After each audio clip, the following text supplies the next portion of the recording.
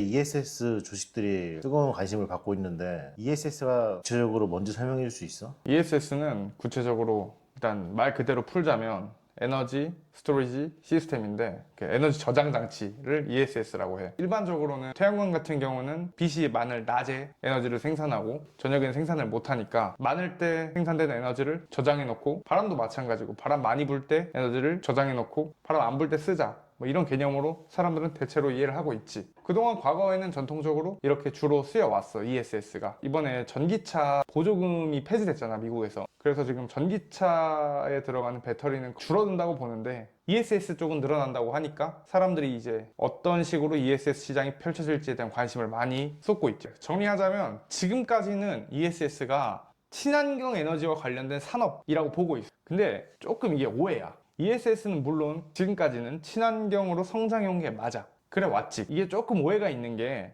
앞으로의 ESS는 친환경과는 크게 관련이 없을 확률이 높아. 그래서 이걸 친환경 주식과 엮어서 보면 안 돼. ESS 관련된 산업을 바라볼 때는. 이게 왜 그런지를 이제 좀 구체적으로 설명을 해볼게. 과거에 그러니까 우리가 생각하는 전통적인 전기에 관련된 시장은 쉽게 얘기하면 생산과 동시에 소비가 돼야 돼. 오래 저장을 할 수가 없어. 그러니까 예를 들을게. 원자력 발전소에서 1GWh를 생산하면 동시에 1GWh가 소비가 돼야 돼. 만약에 1GWh를 생산할 때 0.5GWh가 소비가 되면 이게 전력망이 과잉이 와, 부하가 와서 정전이 돼버려. 그래서 지금까지는 소비에 맞춰서 원전의 가동률을 낮추거나, 뭐 화력발전소도 마찬가지야, 이런 식으로 가동률을 낮춤으로써 조절을 해왔단 말이야. 근데 이제는 ESS 산업이 커지게 되면 그럴 필요가 없어. 한마디로 원전을 짓든 화력발전소를 짓든 피크에 맞춰서 지을 필요가 없다는 거야. 그냥 덜 지어도 된다는 거지. 이게 내가 하나 간과한 게 있는데, 전력은 되게 사람들이 사용하는 게 일정하지가 않아. 쉽게 생각하면 여름에 에어컨 한창 틀 때랑 저녁에 에어컨 안 켜고 잘 때랑 전력 소모 차이가 많이 난단 말이지. 이게 근데 거의 한 2배 가까이 차이가 나, 보편적으로. 한마디로 지금까지는 전력을 피크 때 수요에 맞춰서 공급을 늘려왔는데 ESS가 이제 좀 본격화되면 굳이 그럴 필요가 없는 거야. 이게 진짜 많이 달라진 부분이지. 결론적으로 말하면 ESS를 친환경과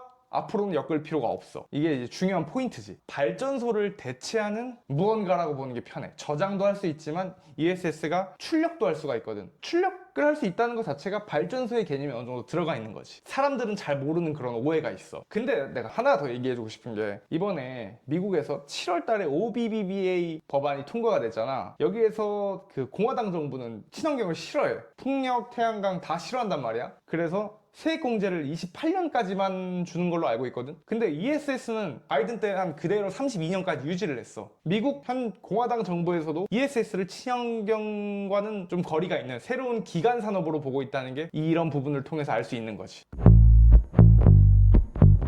근데 우리는 이제 주식을 어디에 투자해야 되냐, 이게 궁금한 거잖아. 그래서 사람들은 일단 1차적으로 배터리 회사를 많이 봐. 트럼프 정부에서 세액공제를 폐지했으니까 이런 부분에 있어서 배터리 회사가 되게 안 좋을 거라고 봤는데, ESS가 다시 좋아져서 배터리 회사들이 돈을 많이 벌 거다라고 사람들이 생각을 하니까 주가가 최근에 좀 오른 거거든. 이게 구체적으로 한번 얘기를 해줄게. 2027년에는 LG 에너지 솔루션이랑 삼성 SDI 같은 경우에 전기차랑 ESS 딱 나눠서 매출 비중을 보면 거의 반반이 될 거라고 보는 것 같아, 시장에서. 그러면 한 2년 뒤 미래에는 우리나라의 배터리 회사들이 전기차 배터리를 공급하는 회사라고만 볼 수는 없는 거지. 반반인 거지 이제. 그렇게 이해를 하면 조금 더 편할 것 같아. 나머지 밸류체인, 뭐 에코프로나 뭐 LNF, 뭐 포스코 퓨처엠 같은 데도 이제 그런 느낌으로 봐야지. ESS에 들어가는 소재를 공급하는 회사, 이런 식으로 바라봐야 될 것 같아. 그러니까 옛날에는 전기차가 많이 성장할 거야 라는 논리로 이런 회사들을 투자했는데, 이제 그 논리를 100% 적용을 할 수가 없는 거지.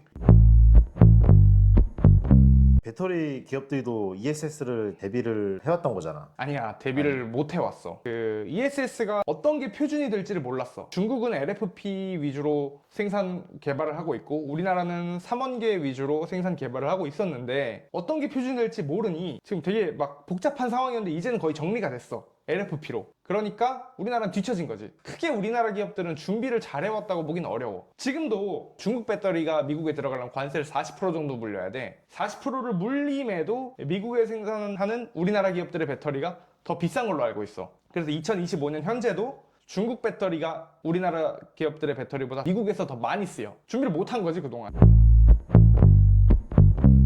자동차용 배터리랑 ESS는 산업적 구조가 어떻게 다른지 설명해 줄 수 있어? 자동차 배터리랑 ESS 배터리는 대부분 비슷해. 대부분 비슷한데 다른 점이 우리나라 기업들의 경우는 있어. 중국계 배터리나 한국계 배터리가 뭐 플런스 에너지나 테슬라에 공급해서 얘네들이 패키징해서 고객들한테 파는 형태야. 자동차랑 비슷하지. 자동차도 자동차 완성품 업체에 배터리를 공급하고 패키징해서 파는 형태지. 근데 ESS는 조금 다른 게 국가 기반 산업 전력망이잖아. 인버터나 PCS 이런 게 좀 부가적으로 들어가. 그래서 지금 막 얘기 나오는 게 변압기 회사들이 ESS 시장에 뛰어든다 그러거든. 그러니까 ESS는 조금 더 산업적으로 다른 기업들과 많이 얽혀 있어. 자동차 산업은 그냥 배터리 회사와 자동차 회사의 그런 관계였다면 ESS는 그걸 운영을 한 다음에 전력을 사고 팔기도 해.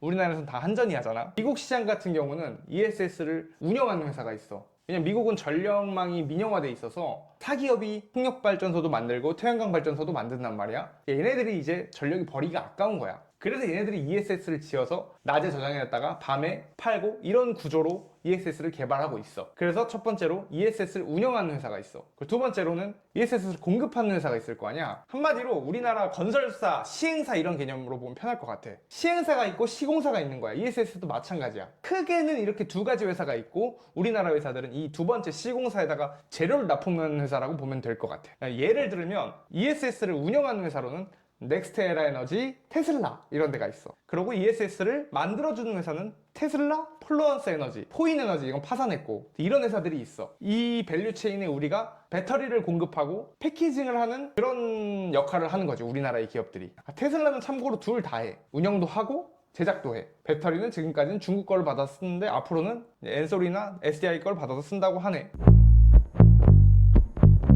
지금까지 ESS에 대한 전반적인 얘기를 했는데 내년에 어떻게 될지가 제일 궁금하잖아. 올해 미국이 ESS를 설치한 게 45GW에서 60GW 정도 된다고 하네. 근데 이게 내년에도 한 80GW 정도 설치를 한다고 하거든. 근데 내년에 중국 배터리 관세가 15% 증가하면 한국 배터리가 중국 배터리를 다 대체할 거야. 그럼 80GW를 다 한국이 소화해야 되는데 이게 거의 몇십조 단위의 금액이야. 되게 내년엔 많은 변화가 있을 거야. 배터리 기업은 EV 대신 ESS를 파는 건데 소부장 기업들은 아니란 말이야. 소부장 기업들은 매출이 이제 내년부터 몇 배가 좋아질 텐데 배터리 업체도 물론 현재보다 좋아질 거야. ESS 사업이 커지니까. 근데 기존의 EV 라인을 ESS 라인으로 전환하는 과정에서 매출이 회복하는 국면인데 우리나라의 소부장 기업들은 그게 아니야. 없던 매출이 아니면 기존에 있던 매출이 3배, 4배, 5배 이렇게 커지는 국면이야. 이런 소부장 기업들에 대한 내용은 다음 편에 구체적으로 알려줄게.